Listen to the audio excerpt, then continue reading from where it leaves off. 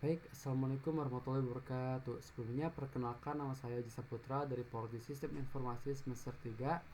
Di kesempatan kali ini izinkan saya untuk menjelaskan terkait tugas ketiga pada matkul struktur data.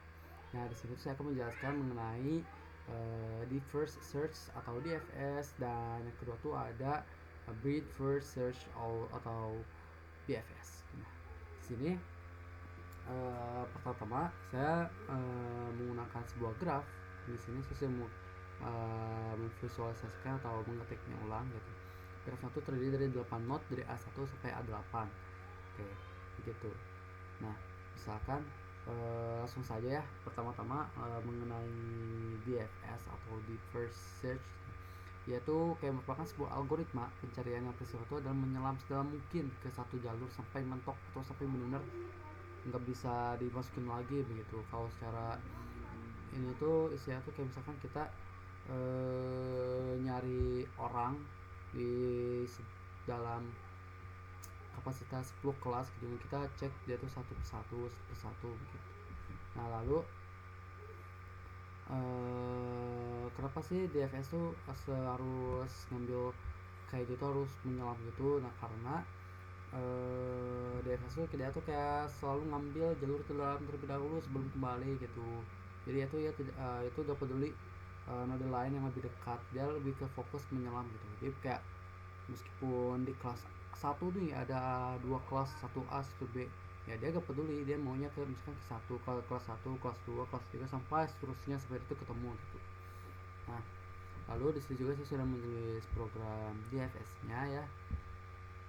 Nah, lalu untuk BFS itu berbeda sama DFS. Dia tuh lebih ke bergerak secara melebar, lapisan demi lapisan. Kalau DFS tuh kayak lebih menyelam, kalau BFS tuh lebih ke menyapu. Misalkan BFS tuh dia kan tadi, kalau DFS tuh dia kalau misalkan ada kelas 1 tuh ada dua kelas, ya dia pas pilih yang naik tingkat lagi, level by level gitu, 1 2 3. Nah, tapi kalau misalkan BFS dia tuh lebih ke kayak kelas 1 dulu nih, kelas 1, kelas 1A, kelas 1B, kelas 1C, oke. Dianya belum ada, naik lagi ke kelas 2A, 2B, 2C, nah itu seterusnya gitu. Nah, jadi bisa dibilang kalau BFS itu cenderung menemukan jalur terdekat terlebih dahulu karena dia mengunjungi node berdasarkan levelnya gitu. Kalau BFS lebih ke kayak QQ atau enggak antrian gitu. Nah, di sini saya sudah membuat untuk BFS-nya ini ya. Nah, di sini tuh ada array list. Nah, ini nih array listnya dulu. Ini tuh untuk menyimpan grafnya dulu.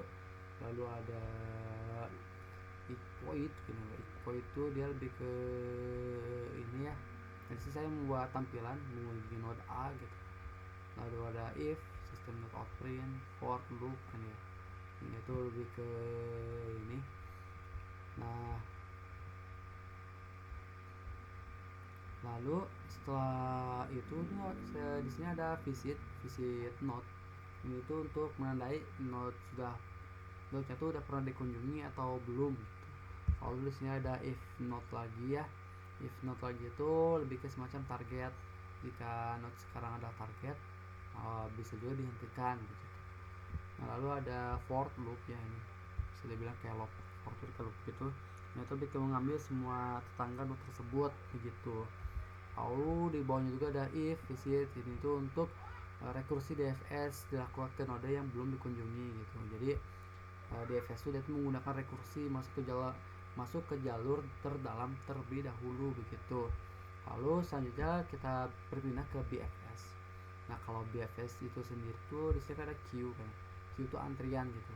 Jadi BFS itu memakai queue atau ke antrian begitu kan. Sesuai yang tadi sudah saya jelaskan begitu. Lalu di sini juga ada Q8. Nah, ini Q8. Q8 itu kayak kode awal dimasukkan ke antriannya begitu. Misalkan kayak start kan dimulai gitu kan. Jadi kayak dimulai dari A1 dulu misalkan gitu.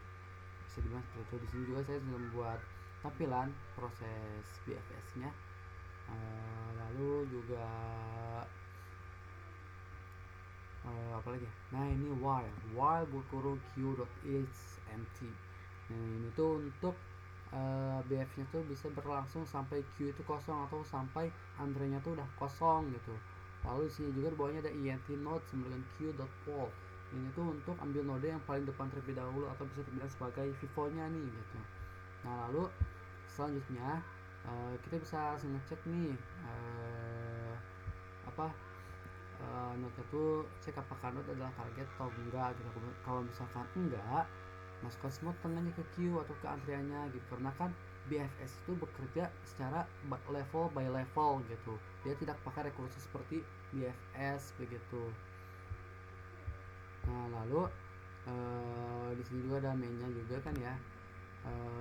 Saya juga udah menyiapkan graph dengan 9 array list. Indeks 0 tuh gak dipakai, jadi kalau misalkan indeks 1 itu sama dengan A1, indeks 2 A2 sampai indeks 8 atau bisa dibilang A8 gitu.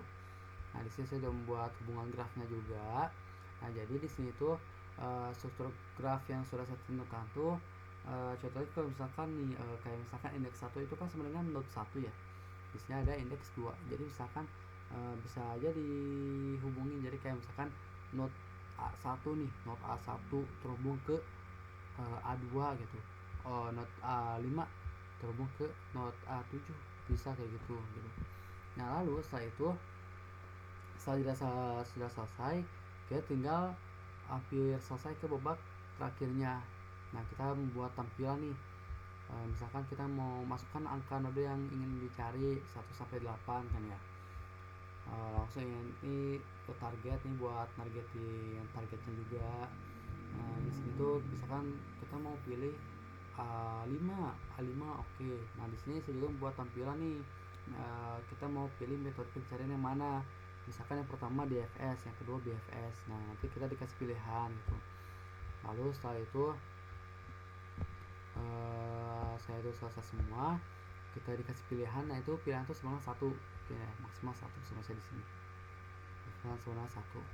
Terus kita bikin tampilan proses DFS node 1 target gitu misalkan. Lalu juga start dari angka start 1 berarti maksudnya dari A1 dulu nih, jadi yang paling awal dulu gitu.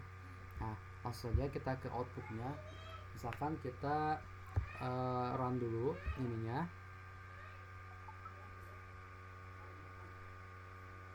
Oke. Nah misalkan saya mau pilih 6 yang dicari. Nah di sini kita tinggal pilih nih, kita mau pilih DFS.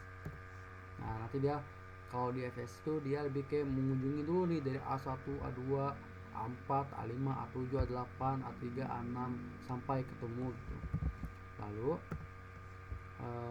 kita run lagi. Nah kita pilih yang 3 sekarang deh.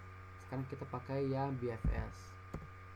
Nah kalau BFS dia kayak mengunjungi dulu nih, mencari dulu dari A1, A2, A3, pokoknya yang paling terdekatnya terlebih dahulu dibandingkan sama yang DFS. Kalau DFS itu dia kayak menyelam, dia kayak gak peduli di screen itu ada yang lebih dekat ya, dia gak peduli, dia maunya kayak menyelam terus level by level, atau bukan level by level ya, tapi kayak lebih ke rekursi.